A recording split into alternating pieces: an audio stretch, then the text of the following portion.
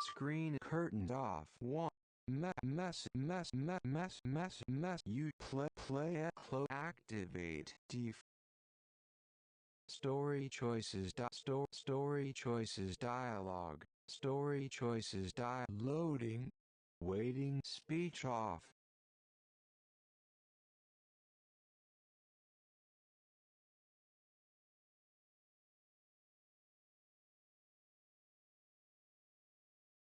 Audio set. Go to home. Edit. Show overview. Edit. Go audio. Loading.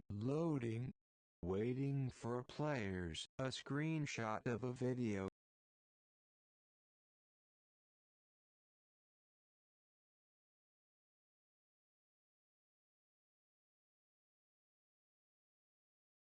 The symphony has softened to a gentle, pulsing hum.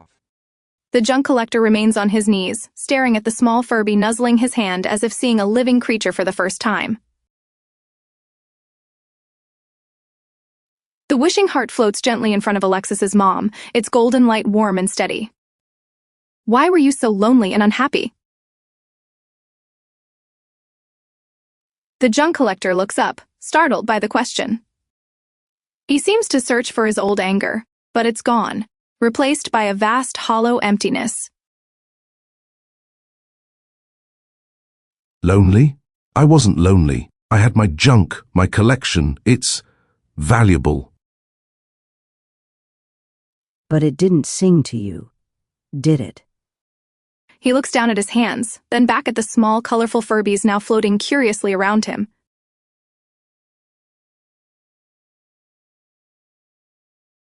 My people, we don't sing, we build, we take. We measure worth in what you can hold. The silence is safe. This feeling, it's too loud.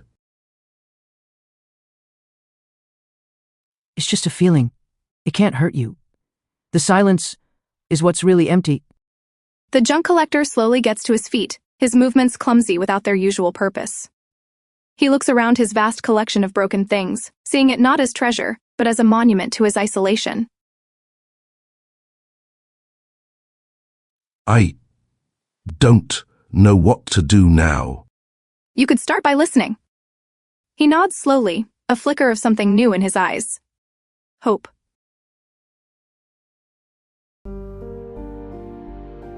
The first rays of sunlight stream through the window, illuminating dust motes dancing in the air. The apartment is quiet. Alexis and Leslie are asleep on the couch, wrapped in a fluffy blanket. Jem, the long Furby, is curled protectively around them, silent and still once more, just a toy. The collection of smaller Furbies are back in their places on the shelves.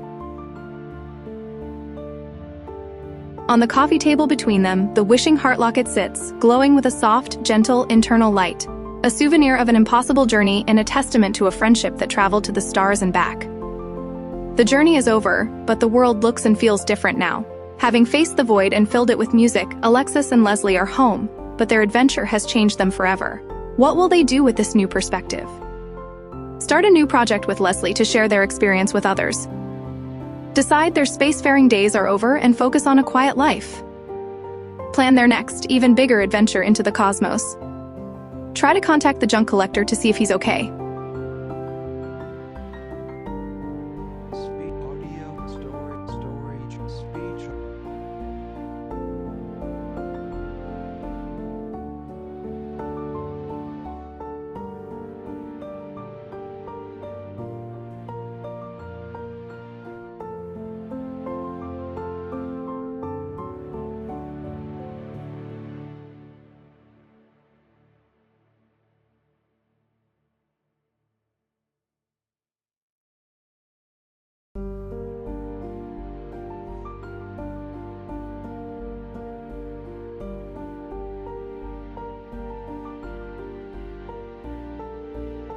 Our spacefaring days are over. It's time to focus on a quiet life.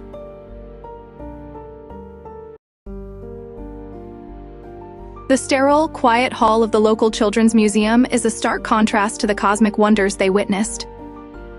Yet, in the center of a new, roped-off exhibit, Alexis and Leslie are creating their own universe. They are surrounded by strange, beautiful sculptures made of salvaged metal, glowing crystals, and textured fabrics. A little to the left. The vibration from this one needs to harmonize with the sound of the crystal chimes. Alexis carefully adjusts a large spiraling metal sculpture, a piece of familiar-looking space junk. She taps it, and it emits a low, resonant hum. How's that, maestro? Perfect. It feels like a star being born, warm and full of promise. The museum director, a kind woman in her 50s, watches them with a look of pure awe. I've never seen anything like it, a sensory space. You're not just showing them the cosmos, you're letting them feel it. Everyone deserves to feel the music of the stars, especially those who can't see them. Just then, a delivery worker wheels in a large, clumsily wrapped crate. On the side, scrawled in messy handwriting, are the words, "One for the singers." Alexis grins and grabs a crowbar. Inside the crate is a treasure trove of the most beautiful space junk imaginable, iridescent ship panels, conduits that hum with faint residual energy, and a small floating orb that projects a silent, shimmering light show. Tucked in the corner is a small, hand-carved wooden Furby. What is it? The air just changed. It feels hopeful. It's a care package. From a friend we met out there. He's listening after all. They look at each other, their shared memory of the adventure a silent, happy bond between them.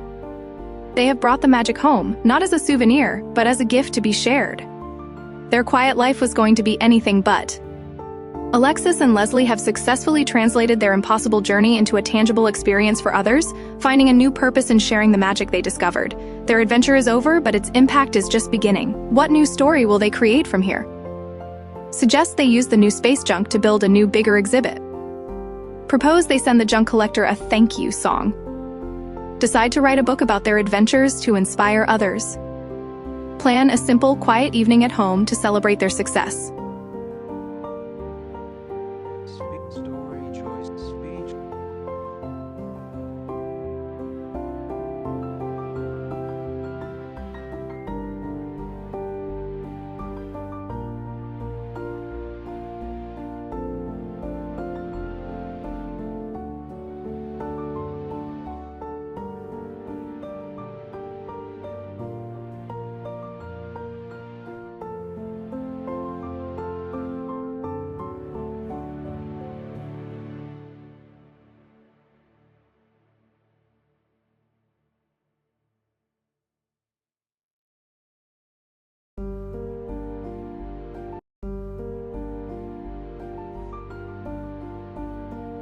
Months have passed.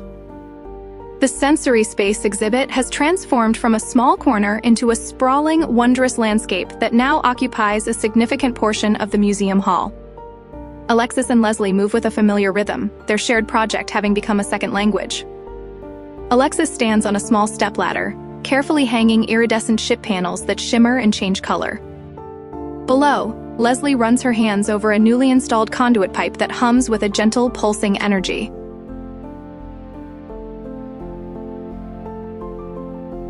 This one feels different. Not just a vibration, but a story, like it remembers where it's been. He sent us something special, Alexis. The best junk in the galaxy! We can build a whole new wing with this stuff. A cosmic echo chamber. Leslie smiles, her confidence now a steady, calming presence. Let's finish the nebula wall first. The director is coming by this afternoon. The museum director, Mrs. Peterson, a sharp but kind woman in her late 50s, enters the space, her footsteps barely making a sound on the soft flooring. She watches them for a moment, a genuine, impressed smile on her face. It's more than I ever imagined. The board is thrilled. They were so impressed. In fact, they've already scheduled the grand opening. Alexis nearly drops a panel, her boundless optimism suddenly meeting a very real-world wall. The grand opening? Already? But we're not nearly finished. The press event is in 2 weeks. They want to feature it in the Sunday paper. It's a wonderful opportunity for the museum, and for both of you. Leslie's calm expression tightens slightly. She can feel the shift in the room, the familiar vibration of Alexis's rising panic. 2 weeks is ambitious. I have every faith in you. Just think of the children who will get to experience this. Don't let them down. She gives them a final, encouraging nod and walks away, leaving Alexis and Leslie in the middle of their beautiful, sprawling, and deeply unfinished universe. The hum of the conduit suddenly feels less like a story and more like a ticking clock. Alexis looks around at the half-finished installations, the piles of beautiful space junk, and the sheer scale of what they've promised. Her dream has become a deadline. The dream of sharing their journey is now a high-pressure race against time. Alexis's vision and Leslie's steady hand are being put to the test in a way they never anticipated. Alexis's choices reassure Leslie and herself that they can definitely get it done in 2 weeks. Admit to Leslie that she's terrified they've promised too much. Suggest they scale back the exhibit to meet the deadline. Propose they ask the junk collector for help. Story choices, speech off.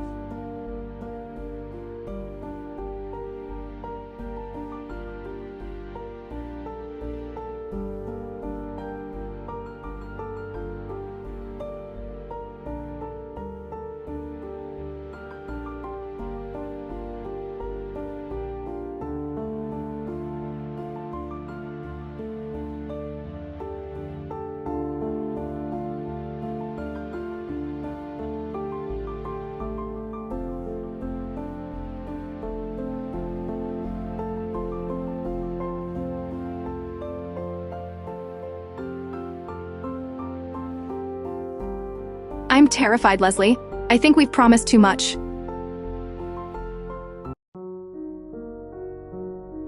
The colorful, half-finished nebula on the wall suddenly looks less like a work of art and more like a monument to their impossible task. Alexis slumps down onto a cushioned bench, her energy completely gone. The hum of the conduit pipe feels like a low, anxious buzz in her chest. My big ideas. They finally got us into trouble we can't just fly away from. Mrs. Peterson, the board, the children. I can feel their expectations pressing down on me. What if it's not magical? What if it's just a bunch of junk and blinking lights? Leslie carefully navigates her way to the bench and sits beside Alexis. She doesn't speak immediately, instead just listening to the tense silence that has replaced their usual creative chatter. I can feel your heart. It's beating like a trapped bird. Remember how the silence of space felt? So big and cold? This feels different. This is the hum of a challenge, not the void. But what if we fail? What if I fail? I dragged you into this, just like I dragged you into space. You didn't drag me. I chose to go, and I'm choosing to be here now. You taught me to feel the music in the universe, Alexis. Don't tell me you've forgotten how, listen to our own song. Leslie reaches out and places a hand on the spiraling metal sculpture beside them. It resonates with a soft, steady hum.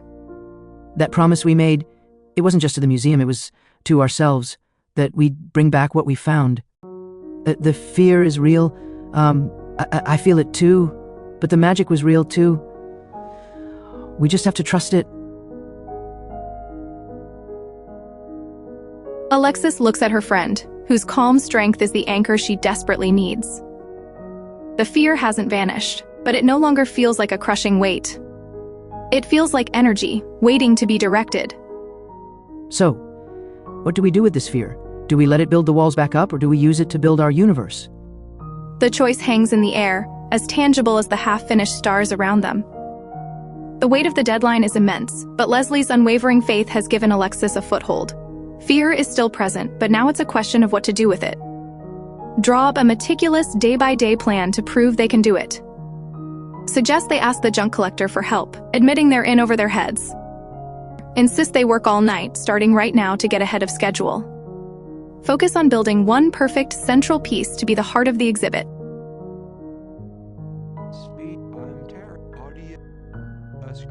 Story choice speech.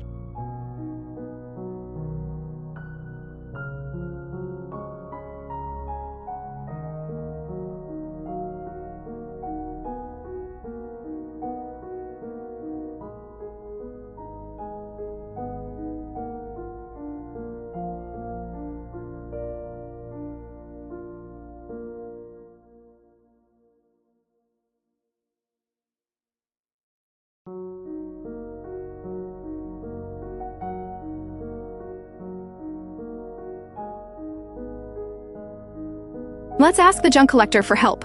We're in over our heads. Leslie tilts her head, a slow smile spreading across her face. The idea is so perfectly Alexis. A little bit crazy, a little bit brilliant.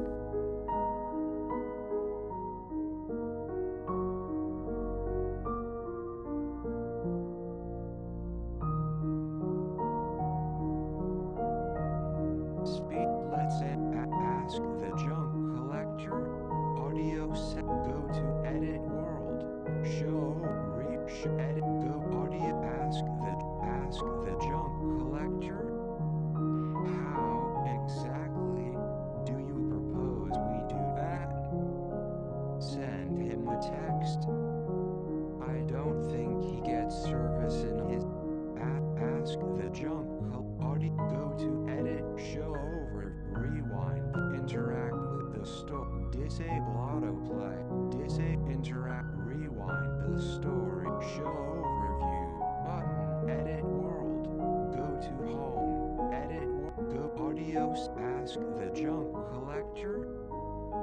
How exactly do you propose? Not a text, a song. It's how we found him last time. We sent out a feeling, a message of pure joy. What if we sent out a different one? A call for help? Leslie's smile fades into thoughtful consideration.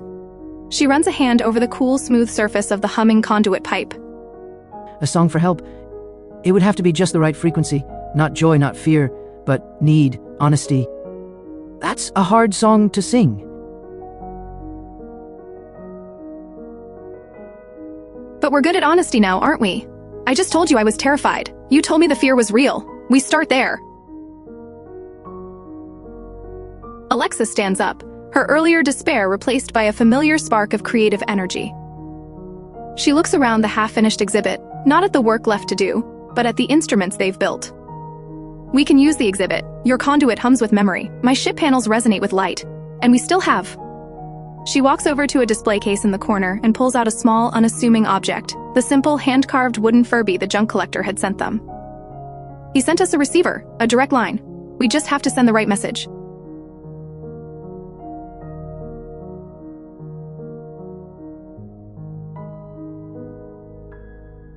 Leslie gets up and joins her, placing her hand next to Alexis's on the wooden toy. It feels solid, real. A piece of their impossible past grounded in their very real present.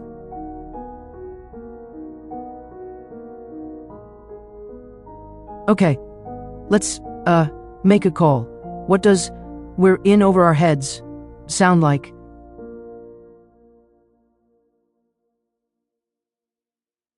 It sounds like a low hum maybe, with a high sharp note of panic, but underneath, a steady rhythm, a beat that says, "We believe you can help."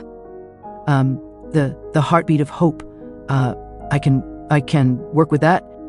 Together, they place the wooden Furby in the exact center of the spiraling metal sculpture. It's time to see if their cosmic friend is still listening. With the impossible deadline looming, Alexis and Leslie are about to send a message into the void, hoping an old acquaintance can help them build their universe before it's too late. Start the song with a low, steady hum, trusting Leslie to add the harmony. Grab a metal rod and strike the ship panels with a sharp, frantic rhythm to represent their panic. Whisper her fears to the wooden Furby, hoping her raw emotion is enough to transmit. Suggest they try to build a machine to amplify the sound, not trusting a simple song to work. Ask the junk. Story choices. Speech off.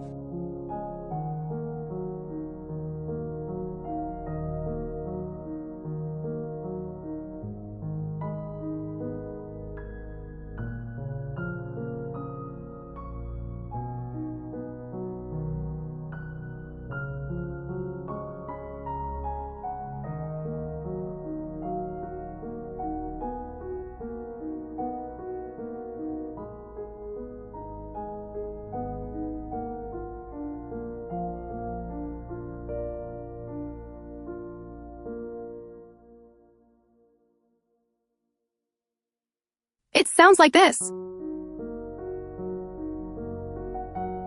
Without waiting for Leslie to compose their careful A Song of Need, Alexis grabs a stray metal rod from a pile of construction materials. Her movements are sharp, desperate. She strikes one of the iridescent ship panels. Clang! The sound is harsh, discordant. It's not a call for help, it's a raw scream of panic. She strikes another panel, faster this time, creating a frantic, clattering rhythm that echoes through the unfinished exhibit hall. Alexis, wait, that's not a melody, it's just noise. It feels jagged, wrong. It's honest. It's how I feel. He needs to understand how much trouble we're in. She hits the panels again, faster and faster, pouring all her anxiety into the chaotic sound. The hand-carved wooden Furby, sitting in the center of the metal sculpture, begins to vibrate violently. Its painted eyes glow with a sickly, flickering yellow light.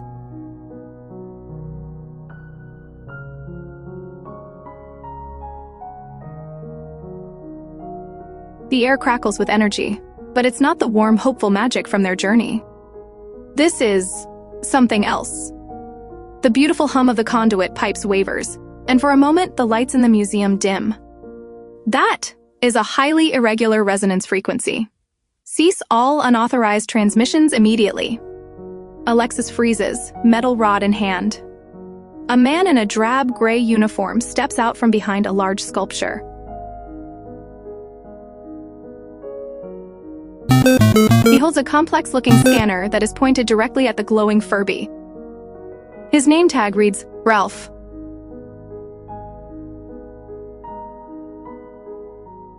Who's there? The air just got heavy, like, the filing cabinet full of rules. Ralph, Interdimensional Communications Commission. We detected a Class 3 panic signal originating from this quadrant. A clear violation of the Calm Cosmos Accord. The what? We were trying to call a friend. Your call was the equivalent of a galactic fire alarm. I'm afraid I'll have to confiscate the unlicensed transmission device. He gestures with his scanner towards the little wooden Furby, their only connection to the junk collector. And I'll have to issue a mandatory cool-down citation. All work on this project must cease for a standard 30-day observation period. The metal rod slips from Alexis's fingers and clatters to the floor. 30 days. The grand opening is in 2 weeks. Her frantic plea for help didn't just fail. It made everything impossibly worse. The choice of how to react to this bureaucratic nightmare falls squarely on Alexis's shoulders. Does she try her usual optimistic charm, or does she confront this new, absurd obstacle head-on? Try to charm Ralph, explaining the artistic reason for the noise. Argue that the Calm Cosmos Accord can't possibly apply to a children's museum. Apologize profusely and beg him not to shut them down. Ask Leslie to describe the feeling of the situation to find a creative solution. It's story choices. Story choices. Loading. Waiting. Speech off.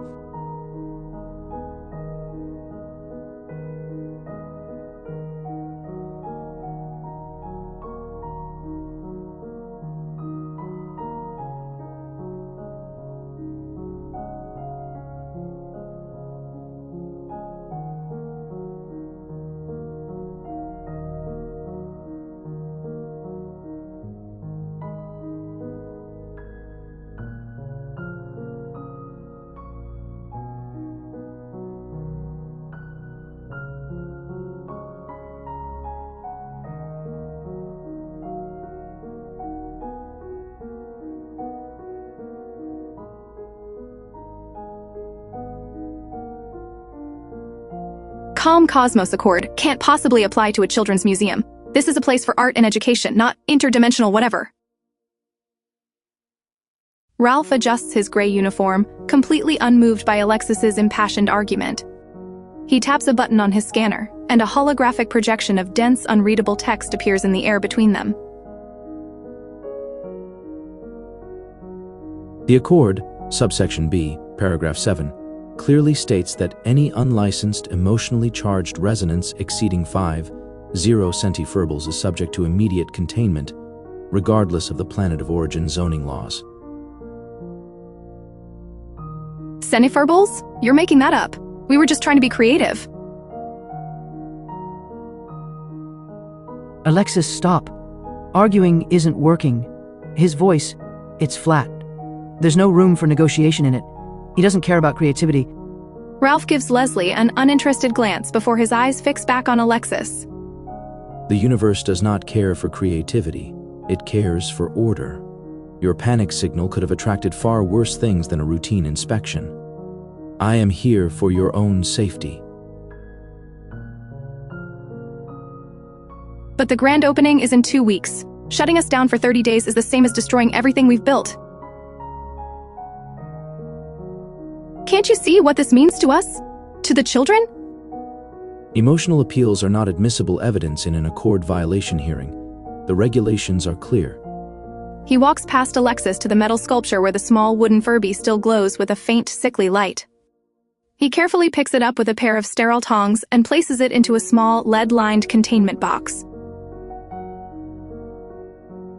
What are you doing? The vibration from that object just stopped. The whole room feels colder. Confiscating the unlicensed transmission device. It will be held as evidence, pending a review board hearing in approximately 180 of your planetary cycles. The snap of the containment box closing is a sound of absolute finality. Alexis stares at the empty spot where their last, best hope used to be. The ticking clock of their deadline has been replaced by the suffocating silence of a full stop. A citation will be mailed to this address. Do not attempt any further transmissions. Good day. He turns and walks away, his footsteps echoing in the cavernous, silent hall. He leaves them standing in the middle of their half-finished universe, which now feels like a crime scene. Their biggest challenge is no longer a deadline, but a wall of unfeeling rules. Leslie can feel the waves of despair rolling off Alexis. The optimistic energy that has powered their entire journey has been extinguished by the cold, hard reality of a man with a rulebook. The path forward is completely blocked. Alexis's frantic attempt to get help has not only failed, but has invited a new and seemingly unbeatable foe into their lives. Her usual tools, optimism, charm, and creative passion, are useless. What can they possibly do now? Run after Ralph and plead with him one last time, offering to do anything to get the project back on track. Admit defeat and tell Leslie they should just give up on the exhibit. Suggest they ignore the order and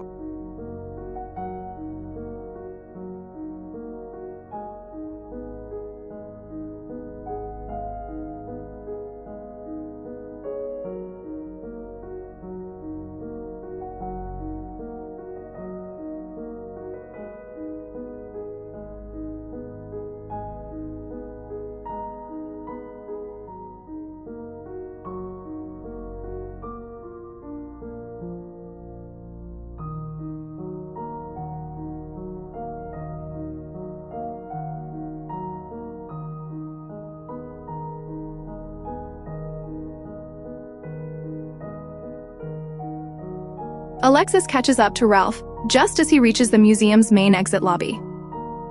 The whimsical sounds and soft lighting of the exhibit hall give way to the sterile quiet and polished floors of the real world. Wait, please. Please, Mr. Ralph, you don't understand. This project, it's everything to us. There has to be something we can do. I'll do anything. Ralph turns slowly, his expression unchanged.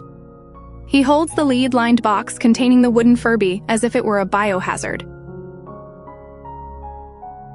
Anything is a non-specific and therefore unenforceable contractual term. I'll fill out the forms. I'll file for a permit. Whatever it takes. Just don't take our connection. Don't shut us down. Leslie arrives, her steps hesitant on the slick, unfamiliar floor. She stays a few feet behind Alexis, a silent pillar of support. The air out here feels thin, cold. He's closing a door, Alexis. I can feel the draft. Your friend is perceptive. The door is closed. The regulation is clear. Emotional outbursts, such as the one you transmitted, create instability. Instability is the precursor to chaos. My job is to prevent chaos. It wasn't an outburst. It was a call for help. We were just trying to make something beautiful. To you, it is point beautiful. To the Accord, it is an unlicensed, high-risk emotional broadcast. You speak of beauty, I speak of protocol. They are not compatible languages. He holds up the containment box slightly. Consider this a lesson. The universe is not a canvas for your feelings. It is a machine that requires order. For your sake, I hope you learn to operate within the designated parameters. Without another word, he turns and pushes through the glass doors, disappearing into the city outside. The lock on the containment box seems to echo in the sudden silence. Alexis stands frozen, watching the spot where he stood. Her last, desperate plea has dissolved into nothing. The energy, the hope, the frantic belief that she could fix this with words alone drains away, leaving an empty, hollow feeling. He's gone. The heavy feeling is gone, but so is the little warm hum from the Furby. It's all just quiet. Alexis turns to Leslie, her face a mask of defeat. The weight of the 32-day shutdown, the confiscated Furby, and the 2-week deadline crashes down on her. He didn't even listen. It was like talking to a brick wall. A brick wall with rules printed on it. He's not like the junk collector, Alexis. We can't win him over with a happy song. They are left alone in the cold, silent lobby. Their magical, half-finished universe is on the other side of the wall, locked away not by a villain, but by a bureaucrat. Alexis's desperate plea has failed, leaving her utterly defeated. With their project on hold and their only line of cosmic communication gone, they are out of options and out of time. How do they fight a rulebook? Declare they'll finish the exhibit in secret, defying Ralph's order. Suggest they go to the museum board and explain the situation, hoping they can override Ralph. Decide to build a new communication device, something that works within Ralph's rules. Give up, admitting that some problems can't be solved with magic or passion. Story choice speech.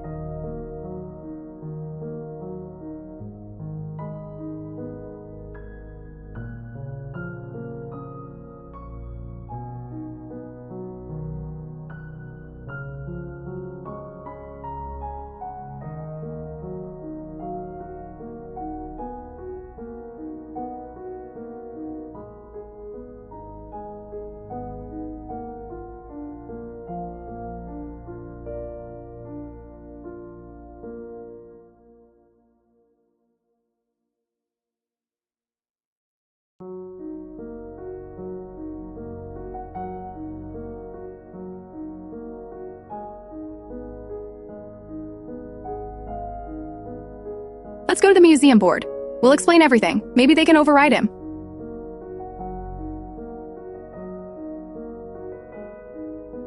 The hope in Alexis's voice feels thin and brittle in the cold, sterile lobby.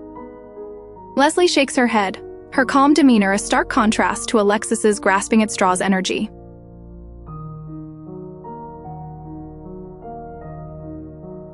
Alexis, did you hear Mrs. Peterson? The board is thrilled because things are going well. We tell her a man from the calm Cosmos Accord just shut us down because of a panic signal. How do you think that conversation is going to feel to her? But it's the truth. We have to try. We can't just do nothing for 30 days? Before Leslie can argue further, the glass doors to the museum offices slide open and Mrs. Peterson emerges, holding a stack of glossy brochures. Her warm smile falters when she sees their faces. Girls? What's wrong? You look like you've seen a ghost. Alexis takes a deep breath, the words tumbling out in a rush. Mrs. Peterson, we have a problem. A huge problem. There was a man here, an inspector. Oh, here we go. He said we violated something called the Calm Cosmos Accord, and he shut down the project for 30 days. He took one of the items from the exhibit. Mrs. Peterson stares at Alexis, her expression shifting from confusion to a deep, professional concern that feels much colder than her earlier praise. An inspector? From what organization? What item did he take? The Interdimensional Communications Commission, and he took the little wooden Furby. The name of the organization hangs in the air, sounding even more absurd when said out loud. Mrs. Peterson's face pales. She sets the brochures down on a nearby bench. The wooden Furby? The one from the anonymous donor? Girls? What did you do? There was a misunderstanding. Alexis was trying to signal a friend. The signal was too loud. board doesn't like misunderstandings, Leslie. They like certainty. They like grand openings that happen on schedule. A 30-day shutdown is not on the schedule. But you can fix this, right? You have authority here. You can call someone, tell them this is a museum, that he made a mistake. Mrs. Peterson looks away, and in that moment, Alexis sees that the kind, supportive director is also an employee who has to answer to others. My authority does not extend to an agency that can materialize in my museum and confiscate exhibits. The board will see this as a risk. They will see you as a risk. As a risk. So, what are you saying? I'm saying you have 24 hours to solve this problem before I have to report it. If I report this, the project is cancelled. Permanently. Find your inspector. Undo what you did. I don't care how. Just fix it. She turns and walks back into the offices, the glass door sliding shut with a soft, definitive whoosh, leaving them alone with a new, even more impossible deadline. The vague threat of a 30-day delay has just solidified into a 24-hour ultimatum. Failure doesn't mean a delayed opening, it means the end of everything. Alexis is cornered. Her attempt to appeal to authority has backfired, shrinking their timeline from 2 weeks to a single day. Her usual optimism is useless against this kind of pressure, and her magical solutions are what got them into this mess. Panic and try to rebuild the transmitter to send an apology signal, hoping the junk collector can intervene. Go back to the exhibit and meticulously search for any clue Ralph might have left behind. Insist they can build a new, non-magical version of the exhibit in 24 hours to trick the board. Tell Leslie it's hopeless, and they should just start packing up the exhibit. Actions available. Story choices. Load. Speech off.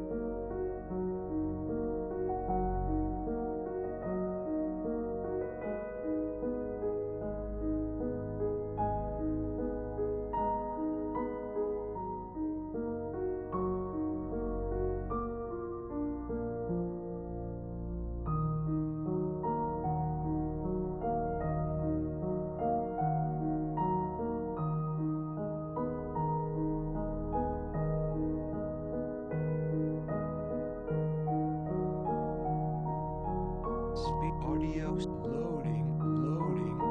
Wait, speech off.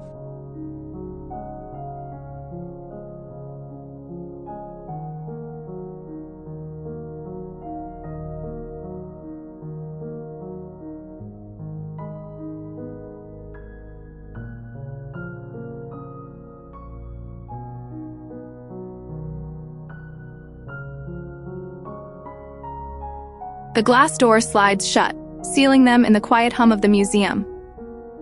The 24-hour ultimatum hangs in the air, a weight heavier than any celestial body.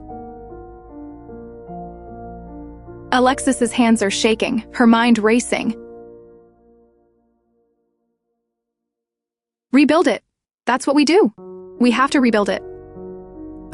Rebuild? What? Alexis? The thing that got us into this mess?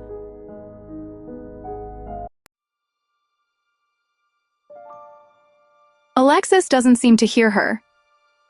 She's already scrambling through piles of salvaged metal, her movements frantic and clumsy. She grabs a handful of crystals and wires, her eyes wild with a desperate idea. He took the Furby, but he didn't take the rest of it. We can make another transmitter, a better one. We'll send an apology. We'll tell the junk collector what happened. He can help us.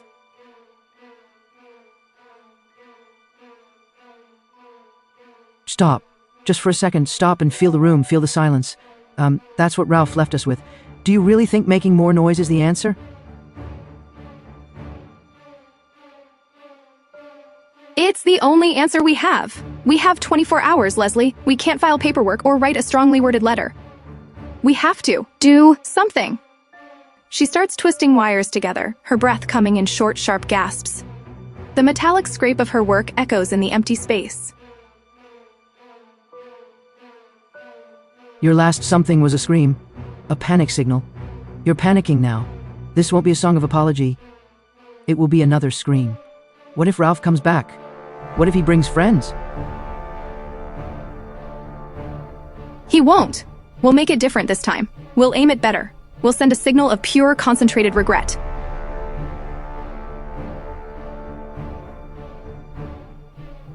Regret feels cold, Alexis. It feels like the floor of this lobby. It doesn't sing. You are trying to build a machine out of fear. I know what fear feels like, and it is not a solution. It's a cage. Alexis stops, a length of copper wire clutched in her fist. She looks at Leslie, her desperation warring with the undeniable truth in her friend's voice. Then what are we supposed to do? Sit here and wait for Mrs. Peterson to dismantle our universe? I can't do that. I'm not asking you to do nothing. I'm asking you not to do the one thing we know for a fact makes things worse. We have one chance to fix this. We can't afford another mistake.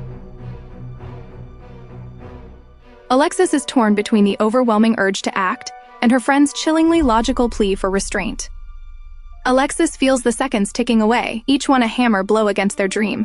Leslie's words are a heavy anchor, trying to pull her back from the edge of a disastrous impulse. But the need to act, to do anything other than wait for failure, is a physical force. Insist they have to try it her way, because doing nothing is the same as giving up. Admit Leslie is right, and that her panic is driving her to make bad decisions. Suggest a compromise, build a much smaller, quieter version just to send a tiny SOS. Ask Leslie what her plan is, since she's so certain this one is wrong. Speech, story choices, dialogue. Audio set, go to, edit, show, rewind, story, audio, go, edit, show, rewind, this, show, edit, go, audio, story choices, dialogue. Audio, story, audio, go, edit, show, rewind the story, button.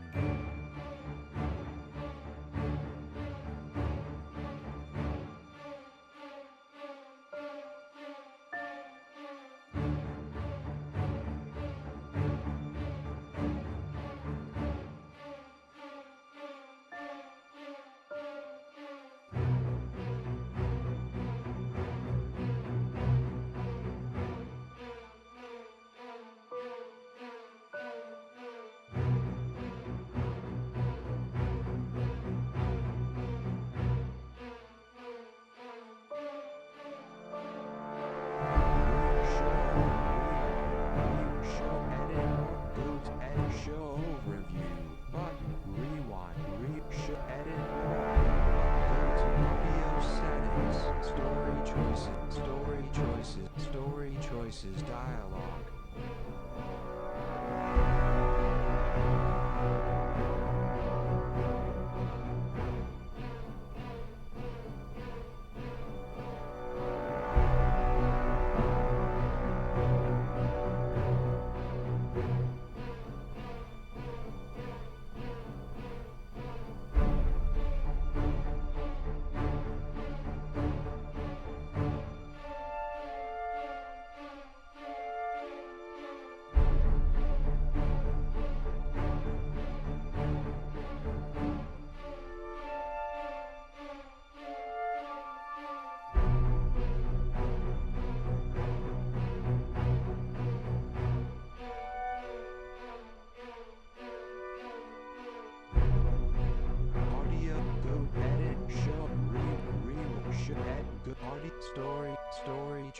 Story choices, dialogue.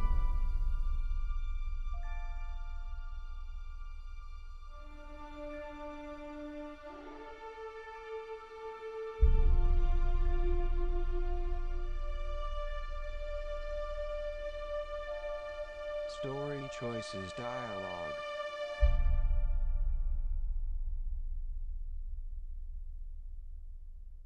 Audio settings. Go to Home. Edit World button. Overview. Rewind the story button. Rewind. Show. Edit. Go. Audio. Story choices dialog.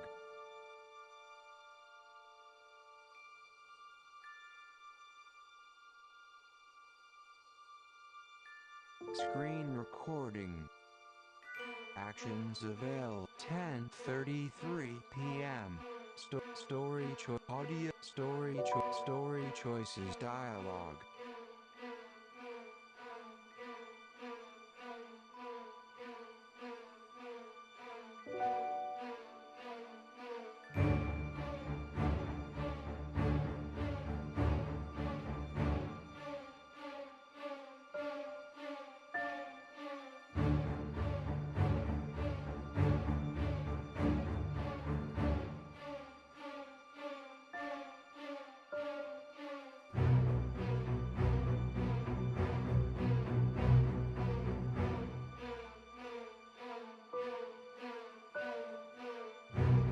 Play Messenger.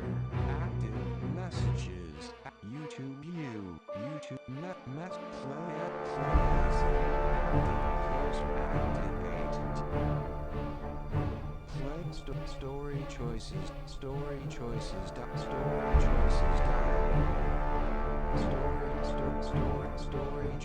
dialog. Story choices dialog. Story choices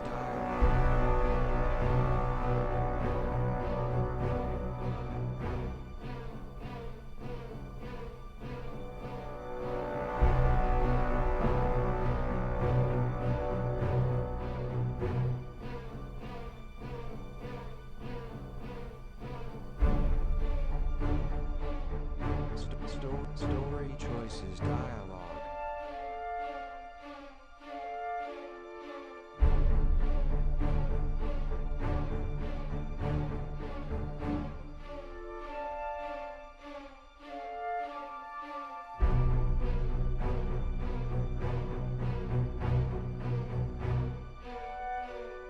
Story choices dialog. Story choices dialog. Story choices dialog. Story choices dialog.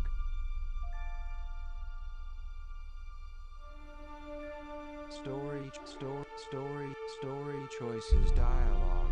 Doc. Siri suggestions. Control 80 8 air Wi-Fi morse free pop neck lock screen mirroring bright vol flat time cap sound select hearing selected screen recording button